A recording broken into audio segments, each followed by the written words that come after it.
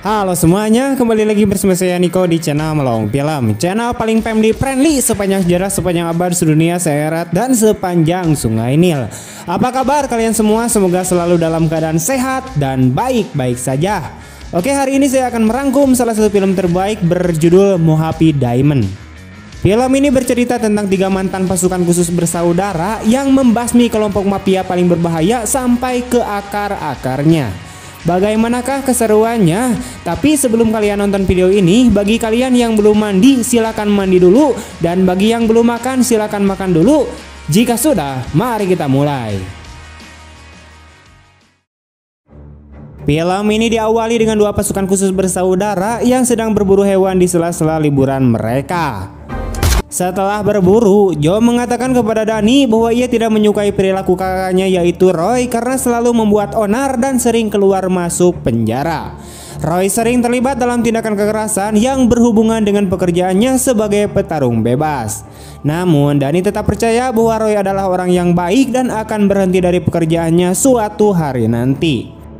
Kita kemudian diperkenalkan pada Roy yang sedang bersiap-siap untuk menuju ke arena pertarungan.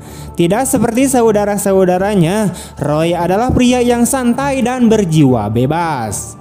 5 menit sebelum pertarungannya, ia masih menyempatkan diri untuk bermesraan dengan kekasihnya yaitu Lisa, meskipun para tamu yang akan menyaksikan pertarungannya malam itu sudah datang dan menunggunya. Seperti biasa, Roy yang merupakan mantan prajurit pasukan khusus dapat dengan mudah mengalahkan lawannya.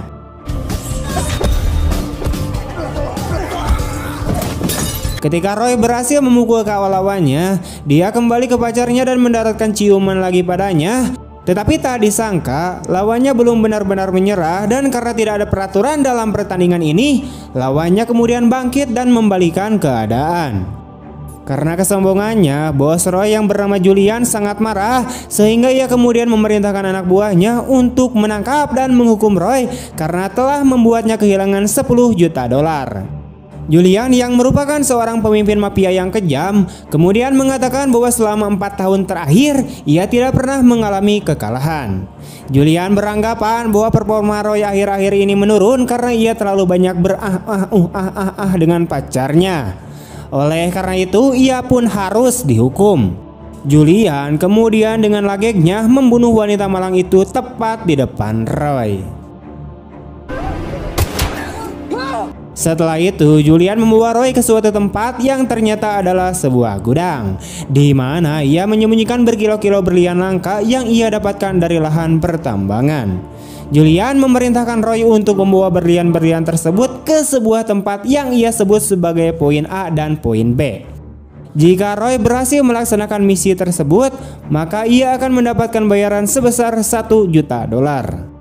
Tentu saja, tawaran yang menggiurkan itu membuat Roy tertarik sekaligus heran bertanya-tanya mengapa Julian menugaskan dirinya, padahal ia memiliki puluhan anak buah bersenjata lengkap. Julian kemudian mengungkapkan alasannya di mana ia menilai bahwa Roy adalah orang yang tepat untuk misi tersebut sebab ia memiliki kemampuan mengemudi yang mumpuni.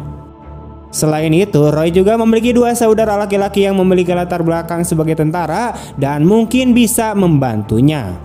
Alasan terakhir adalah karena Roy telah membuatnya rugi besar. Julian juga mengancam Roy bahwa jika ia menolak misi tersebut, ia tidak akan segan-segan membunuh saudaranya bernama Joe dan adik iparnya juga beserta keponakannya. Karena masih bingung, Roy kemudian menghubungi Joe. Namun karena Joe masih kesal dengannya, dia tidak menjawab telepon dari Roy. Keesokan harinya, Danny yang masih aktif bekerja sebagai tentara kebingungan karena tidak bisa menghubungi kakaknya. Danny kemudian memutuskan untuk menemui Joe di rumahnya. Sesampainya di rumah Joe, ia mendapati kakaknya sedang sibuk melatih kuda-kudanya untuk berlomba dan beberapa hewan peliharaannya. Setelah kedua kakak beradik ini bertemu, Joe bercerita kepada Danny bahwa semalam Roy meneleponnya, namun ia mengabaikan telepon tersebut karena masih kesal dan muak dengan perilakunya. Danny menyayangkan keputusan kakaknya yang tidak menjawab telepon dari Roy dan mengatakan bahwa mungkin Roy sedang dalam masalah dan membutuhkan bantuan mereka.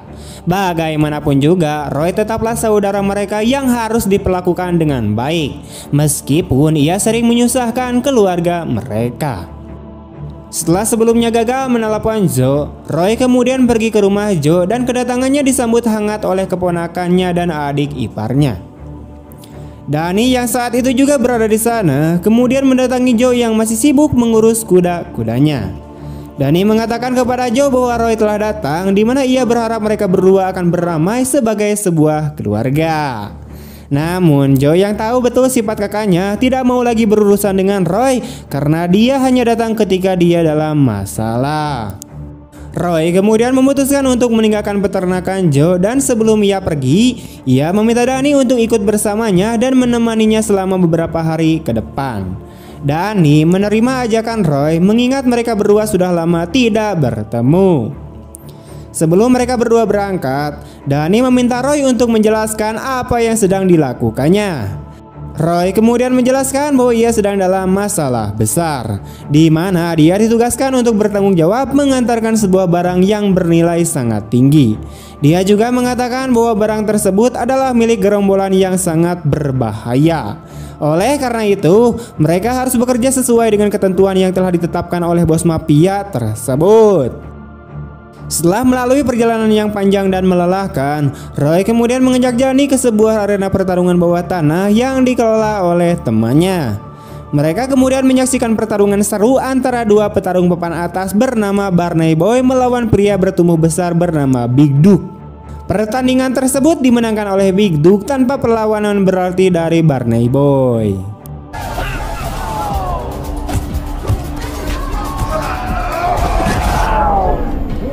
Setelah Big Duke memenangkan pertarungan, Roy maju untuk menantangnya.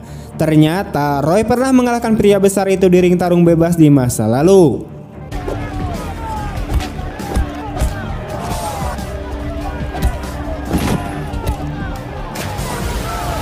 Keesokan harinya, Roy dan Danny melanjutkan perjalanan mereka. Pada hari itu, mereka akan menuju ke sebuah tempat untuk mengambil persediaan berlian dan mengantarkannya ke tempat yang telah ditentukan. Ketika Danny dan Roy tiba di gudang penyimpanan berlian, mereka pun disambut oleh Pauli, yaitu tangan kanan Julian yang ditugaskan untuk menjaga gudang tersebut. Pauli kemudian menjelaskan kepada Roy bahwa berlian-berlian tersebut telah dikemas dalam botol minuman untuk mengelabui polisi. Setelah perjalanan yang melelahkan, Roy dan Danny berhenti di sebuah toko swalayan untuk beristirahat dan membeli makanan juga minuman untuk mengisi kembali energi mereka. Namun sesaat kemudian, sekelompok pria bertopeng dengan peralatan lengkap tiba di minimarket dan melakukan perampokan. Seorang penjaga toko tewas di tempat setelah menerima rentetan peluru brutal yang ditembakkan oleh kelompok bertopeng tersebut.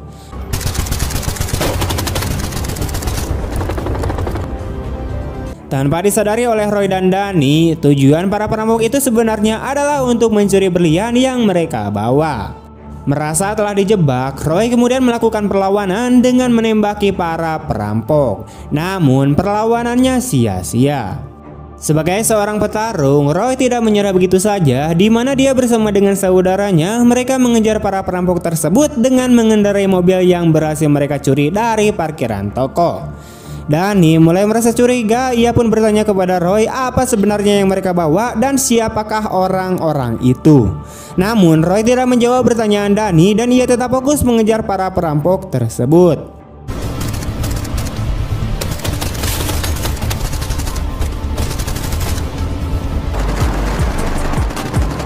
Banyaknya lawan yang harus mereka hadapi membuat Roy dan Danny menghentikan pengejaran.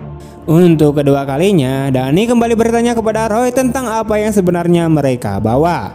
Tak punya pilihan lain, Roy akhirnya mengakui hal yang sebenarnya. Ia menjelaskan bahwa yang mereka bawa adalah ratusan berlian senilai sekitar 50 juta dolar milik seorang bos mafia yang kejam.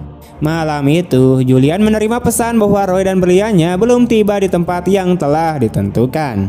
Julian pun sangat marah dan ia beranggapan bahwa Roy mempermainkannya dengan mencuri berlian tersebut. Sebuah fakta ternyata terungkap di mana perampok yang mencuri berlian tersebut adalah anak buah Pauli. Ia sengaja merampas berlian dari tangan Julian dan menjebak Roy dan Danny sebagai pelakunya. Roy dan Danny harus berjalan kaki menuju kota karena mobil yang mereka curi telah rusak dan tidak dapat digunakan lagi. Roy kemudian berkata bahwa ia harus mendapatkan berlian itu kembali secepatnya sebelum Julian marah dan membunuh istri dan anak perempuan Joe. Kita kemudian beralih ke Joe yang baru saja kembali dari berbelanja. Ketika ia tiba di rumahnya, ia tidak dapat menemukan anak dan istrinya di mana mereka telah menghilang entah kemana. Ternyata putri dan istri Joe telah diculik oleh Julian karena sebelumnya Julian menjadikan mereka sebagai jaminan jika Roy tidak berhasil menyelesaikan tugasnya. Roy dan Danny akhirnya sampai di suatu daerah dan di sana mereka berhasil menghubungi Joe yang masih shock karena istri dan putrinya tiba-tiba menghilang. Roy kemudian mengatakan bahwa hilang istri dan putrinya adalah ulah Julian. Ia berjanji kepada saudaranya bahwa ia akan membawa kembali istri dan putrinya segera mungkin. Roy kemudian menghubungi Julian dan menjelaskan apa yang sebenarnya terjadi. Julian mengira Roy telah mengkhianatinya, jadi dia mengancamnya untuk mengembalikan berlian tersebut dalam waktu 48 jam. Jika tidak, dia akan membunuh istri dan anak perempuan Joe. Mendengar hal itu, Danny sangat marah di mana ia kemudian meninggalkan Roy karena telah membohonginya dan membahayakan keluarga mereka. Namun pada akhirnya setelah berpikir panjang, Danny kemudian memutuskan untuk kembali ke Roy dan membantunya. Ia mulai berpikir untuk mencari solusi atas masalah yang mereka hadapi. Ia mengatakan bahwa ia akan membantu kakaknya untuk membalas apa yang telah dilakukan oleh para mafia tersebut. Tanpa mereka sadari, dua orang detektif polisi bernama Johnson dan Garcia sedang mengawasi mereka dari atas bukit. Mereka sedang menyelidiki bisnis terlarang yang dijalankan oleh Julian bersama dengan gengnya. Sementara itu, Joe tidak tinggal diam di mana ia bertekad untuk menemukan putri dan istrinya. Dia kemudian menyiapkan senjatanya dan segera bergabung dengan Roy dan Danny. Ketika dia tiba di tempat adik-adiknya berada, Joe kemudian menyerang Roy dalam luapan emosi yang sudah lama terpendam. Dari kejauhan, Johnson dan Garcia terus memperhatikan mereka dan menunggu untuk melihat apa yang akan mereka lakukan. Keesokan harinya, Julian kemudian mengirimkan sebuah foto kepada Roy yang menunjukkan istri dan anak perempuan Joe yang telah disandra olehnya. Tidak ingin membuang waktu lagi, Roy kemudian mengajak kedua saudaranya ke markas Julian untuk menyelamatkan istri dan anak perempuan Joe. Kemudian mereka tiba di markas mafia yang dipimpin oleh Julian. Sebagai mantan tentara yang memiliki taktik dan gerakan mematikan, Joe langsung beraksi dan menghabisi sejumlah penjaga di sana. Setelah situasi dirasa aman, Joe dan Roy kemudian masuk ke dalam markas untuk menyelamatkan para sandera, sedangkan Danny bertugas sebagai penembak jitu untuk menjaga pergerakan kedua saudaranya.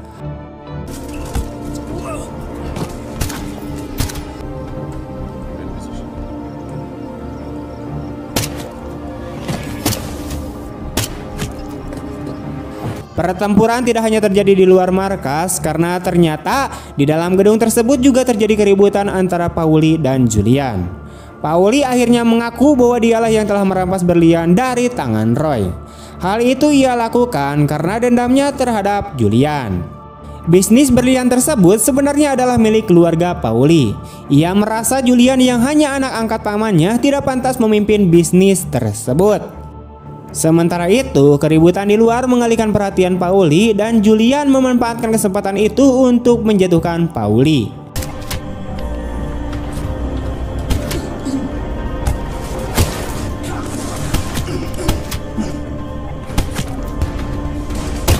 Joe dan Julian akhirnya bertemu di mana mereka saling berhadapan dan mengangkat senjata. Tak disangka, peluru dari masing-masing senjata yang mereka pegang telah habis sehingga mereka memutuskan untuk berduel 1 lawan 1 dengan tangan kosong. Julian yang memiliki tubuh yang lebih besar dengan mudah mampu menjatuhkan Joe. Untungnya beberapa saat kemudian Roy datang membantu kakaknya di mana Roy menodongkan pistol ke arah Julian, namun suara teriakan Julian membuatnya gemetar. Julian mengambil kesempatan itu untuk memukuli Roy dengan keras. Tak disangka, Pauli yang sudah terbaring di lantai kembali lagi bangkit dan menembakkan pistolnya ke arah Joe dan Julian berkali-kali. Dia yakin bahwa Joe dan Julian telah tewas akibat tembakannya, sehingga dia kemudian memerintahkan anak buahnya untuk membawa Roy. Tanpa ia sadari, Joe sebenarnya masih hidup. Setelah kehilangan kontak dengan kedua saudaranya, Dani memutuskan untuk masuk ke dalam pangkalan. Begitu ia sampai di dalam, ia kemudian menemukan Joe. Joe berhasil selamat dari tembakan Pauli berkat rompi anti peluru yang dikenakannya. Mereka kemudian bergegas mengejar Pauli yang telah membawa pergi Roy bersamanya. Dani kemudian menelepon rekannya di militer bernama Jimmy dan meminta bantuannya untuk membawakan senjata yang mereka butuhkan untuk menghancurkan para mafia tersebut. Kita kemudian beralih ke Pauli yang telah sampai di sebuah tempat yang dijaga oleh pasukan bersenjata di mana anak dan istri Joe disandra. Pauli menyuruh Roy bertarung dengan petarung terbaiknya dan taruhannya adalah putri dan istri Joe. Jika Roy berhasil memenangkan melawan petarungnya, maka ia akan membebaskan mereka. Namun jika Roy kalah, maka nyawa mereka tidak akan terselamatkan. Demi nyawa adik ipar dan kemonokannya, Roy harus menghadapi petarung terbaik Pauli. Karena sudah kelelahan, Roy tidak mampu mengimbangi kekuatan lawannya, di mana berkali-kali tubuhnya dipukuli dan dibanting. Di saat yang hampir bersamaan, Dani, Joe, dan Jimmy telah tiba di lokasi setelah sebelumnya mereka berhasil melacak lokasi ponsel Roy. Dari kejauhan, Dani sebagai penembak jitu dapat dengan mudah menghabisi dua pengawal Pauli dengan sebuah tembakan tepat di kepala mereka.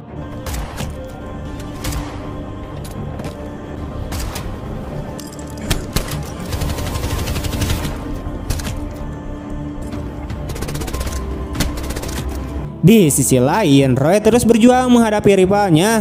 Namun berkat seluruh tenaga yang ia kerahkan, ia akhirnya mampu bangkit di mana ia berhasil menjatuhkan petarung terbaik Pauli. Begitu juga dengan Joe, Dani, dan Jimmy yang berhasil menghabisi anak buah Pauli satu persatu. Pada akhirnya, Joe berhasil menyelamatkan putri dan istrinya. Ia memojokkan Pauli yang hendak melarikan diri.